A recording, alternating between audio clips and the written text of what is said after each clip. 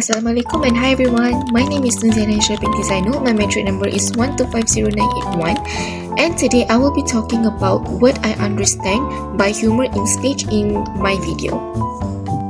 Have you guys ever noticed how some speakers can captivate an entire audience with just a well-timed joke? Today, in my video, I will explain to you the power of humor in public speaking and why it's not just about getting people to laugh, but about creating meaningful connections with your audience. And I think many of you guys have heard people say, I'm not funny enough to use humor in my speeches. But here's the truth, you don't need to be a comedian to use humor in your speeches. You just need to understand how humor works as a communication tool. So, before I begin, we need to understand what is humor. So, humor is simply actions or words meant to induce laughter.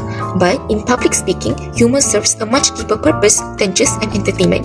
So let me walk you through the 3 key benefits of using humor in your speeches. So first, humor creates a bond with your audience. When you make people laugh, you become more human and more likable by the audience. As the British comedian Rowan Atkinson once said, if I can get you to laugh with me, you like me better, which makes you more open to my ideas. It's that simple. Next, humor energizes people. This is because when we make people laugh or when we laugh, our heart rate increases, which keeps us stimulated and alert. This is especially valuable during long presentations and when attention might start to drift. So you can use humor to grab your audience's attention. Thirdly, humor provides emotional relief. Why?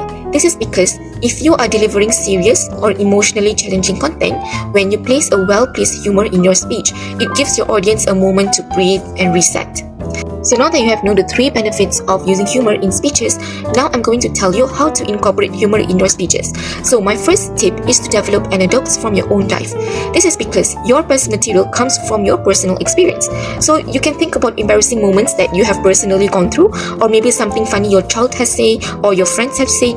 This is because the beauty of personal stories is that your audience has never heard of them before. My second tip is to sharpen your delivery. This is because, firstly, you must practice with a small group first rather than a big group. You deliver your humor conversationally and blend it seamlessly with your speech. And here's a crucial tip. Keep it short. Audiences will forgive a one-liner falls flat, but they have little patience for a long story that goes nowhere. So my second tip is mind potential misfires. So what does this mean? This means never announce, let me tell you a funny story before your speech. No, let the audience decide if it's funny. If nobody laughs, just move on as if you meant it seriously. Remember, you are not a comedian. You are a speaker using humor as a tool. So also make sure your humor relates to your point. Don't use humor just to make your audience laugh. So make sure your humor always connect to your main message. So, in conclusion, my final advice is only use humor that is genuinely funny to you. If you don't smile at your own joke or your own story, your audience won't either. Humor in public speaking isn't about being the funniest person in the room. It's about connecting with your audience, keeping them engaged with your speech, and helping them remember your message long after you have finished speaking. So, as Victor Hugo said, laughter is the sun that drives winter from the human face. So go ahead, bring some sunshine to your next speech. Thank you. Bye.